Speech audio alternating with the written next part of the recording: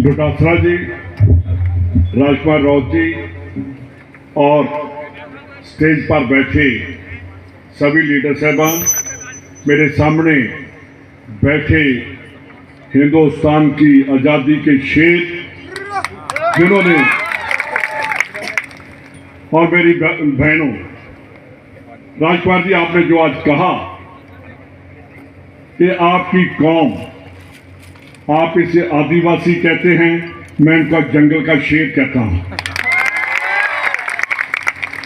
इन लोगों ने 13 अप्रैल को, अभी थोड़े दिन पहले, अंग्रेजों ने जलियांवाले बाग में जनरल डायर ने गोली चलाकर 500 से ऊपर पंजाबियों को शहीद किया था। और आपके यहां मैं जब पिछली बार 9 अक्टूबर को आया था 2023 को, वहां 1500 आदिवासियों को शहीद किया था। उस शहादत को देश नहीं भूल सकता।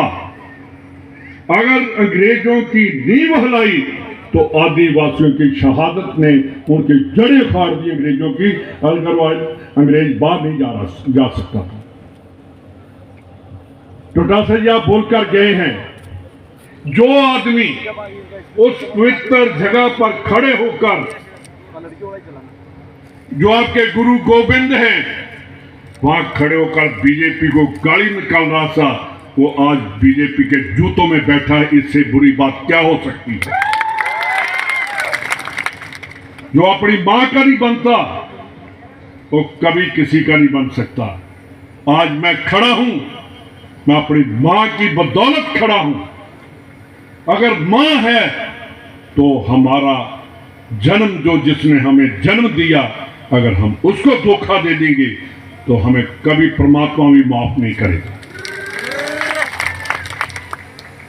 भाइयों, कल प्रधानमंत्री जी जब परसों जो बोलकर गए, मेरे को दुख हुआ कि देश की आजादी के लिए जिस जनसंघ ने एक दिन भी जेल नहीं गई, एक दिन भी अंग्रेजों के अगेंस्ट बात नहीं की, वो आज देश की आजादी की बात करते हैं।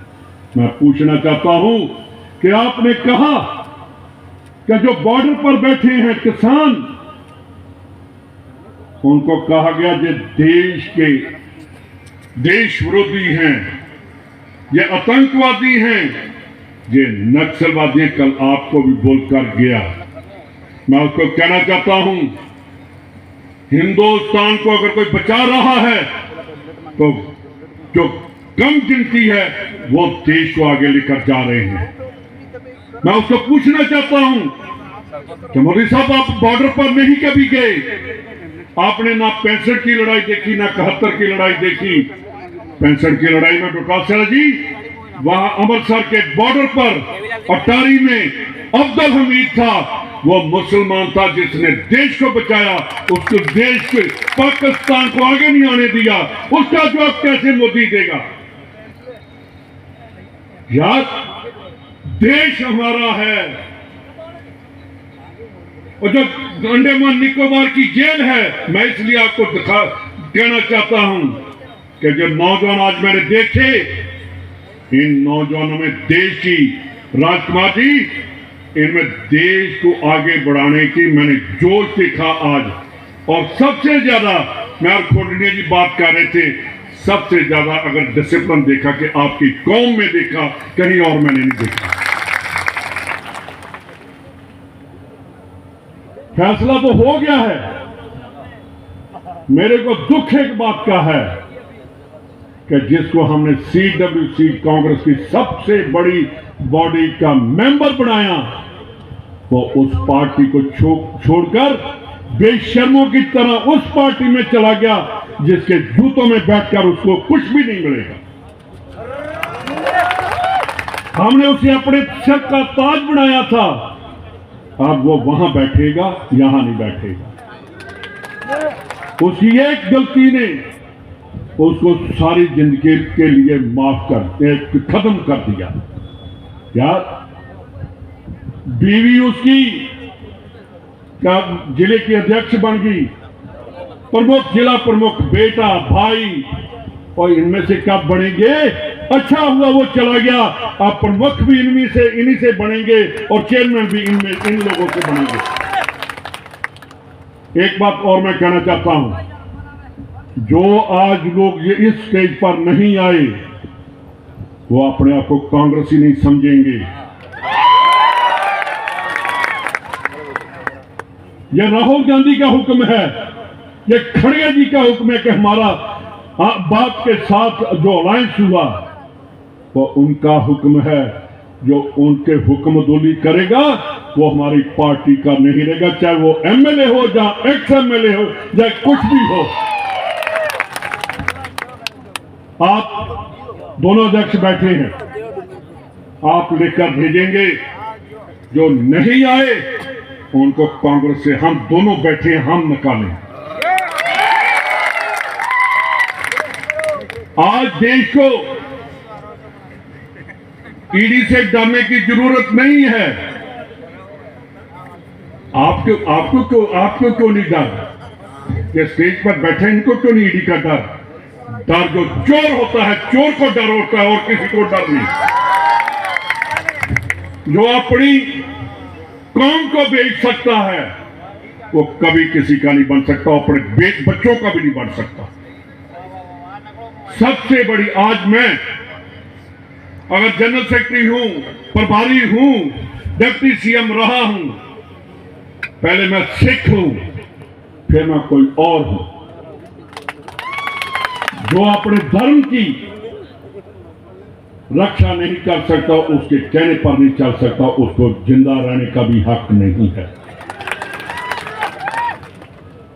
भाइयों, जैसे आप पत्नी जो आवाज निकाल रहे हो, ये उसने भी निकाली थी, वो पता है आपको? और डुर्र के क्या करते हैं वो?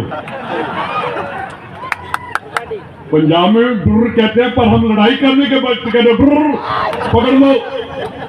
इसका मतलब यही है। आपने कहा ना रगड़ कर रख दो, रगड़ो। पंजाबी में कहते हैं कि रगड़ दे इसको, छोड़ना मत। अब रगड़ दो, वो दोबारा उठ ना सके, वो बीच मांगता फिरे कि मेरे को माफ करो, उसको कोई माफी ना दे। मैं देखिए, जैसी आपकी कौम ने कुर्बानी की, ऐसी सिखों ने भी कुर्बानी की।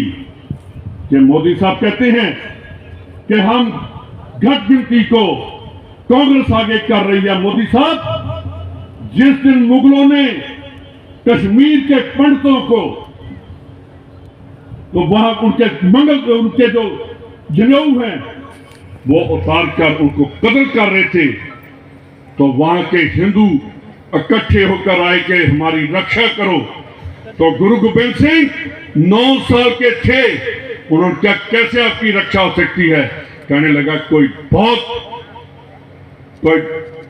बड़ा लीडर, कोई देशभक्त, कौम को बचाने वाला, वो शहादत देगा तो हम बच सकते हैं। तो गुरु गोबिंद सिंह ने अपने पिताजी को कहा कि आपसे बड़ा कौन है? जब 9 साल के बच्चे ने अपने बाप को दिल्ली शहादत के लिए भेज दिया और उनका सर काट दिया उन्होंने मुगलों ने, तो वो हिंद की चादर बने, वो पंजाब की चादर नहीं बने। मोदी साहब, आप इतिहास को पढ़ो, आप इतिहास के पन्ने देखो कि कुर्बानी जो सामने बैठे हैं इन्होंने की है। बीजेपी का एक नेता भी एक दिन जेल में नहीं गया। इनका चीफ मिनिस्टर, जिसको 25 सीएम कहते हैं, मुख्यमंत्री, वो भजन नहीं करता, वो खाता ही है। वो हेलीकॉप्टर में घूमता है और हेलीकॉप्टर में जो कुछ होता है सब कुछ खा जाता है। और जिसको ये नहीं पता कि प्रधानमंत्री मुख्यमंत्री नहीं होता, कहते हमारे सामने बैठे मुख्यमंत्री जी, मोदी जी। मोदी ने तो उसके लिए उसका काम खत्म कर दिया कि ये तो मेरे को नहीं पहचानता, लोगों को कैसे पहचानेगा। उसने श्रद्धांजलि भी दे दी। और पंडित जी ने किया, अच्छा श्रद्धांजलि तो लोकसभा में कर दी आप लोगों ने। राजपाल रौत आपकी आवाज बनकर पार्लियामेंट में बोलेगा, गरजेगा। गूंगा बनकर नहीं बैठेगा वहां आवाज आएगी, आदिवासी की आवाज आएगी, पंजाबियों की आवाज आएगी, हिंदुस्तान की आवाज आएगी। वो आवाज बनेगा राजकुमार राउत। आप कल का दिन है आपके पास और आज का दिन है। भैया बहनों, अगर मां बेटी जिस देश में आगे चलती है वो देश कभी पीछे नहीं रहता। आप कल और 2 दिन में एक एक वोट निकाल कर बीजेपी की जो गवर्नमेंट है उसको हमने उतारना है। मैं आप सबसे मैं इनसे पूछ रहा था, मैंने कहा ये नारा क्या लगा रहे हैं? तो कहने लगे ये जय जोहर कह रहे हैं। जितना जोश आप में उस नारे में है, मैं कहूंगा जय, तो आप आगे कहें जय जोहर। मैं पूरी आवाज भी आई तो आप मुकाबला कैसे करेंगे? हम जब कहते हैं ना वाहिगुरु जी का खालसा वाहिगुरु जी की फतेह, तो जो दूर भी खड़ा होता है वो भी उसी आवाज में वहीं से आवाज दे देता है। तभी हमने मुगलों को पंजाब से भगाया था। एक राजा हुआ है, वो है महाराजा रणजीत सिंह मोदी जी, जिसने अंग्रेजों की ईद नहीं मानी। पूरे हिंदुस्तान में नहीं, वर्ल्ड में अंग्रेजों ने किसी के साथ संधि नहीं की, घुटने टेककर पंजाबियों के साथ उसने संधि की थी। आप लोगों ने भी कभी ईद नहीं मानी। 26 को आप वोट डालकर 4 तारीख को तो नहीं, 6 जून को आकर आपके साथ हम मुबारकबाद करेंगे और आपके साथ खाना भी खाएंगे। बहुत बहुत धन्यवाद। जय हिंद।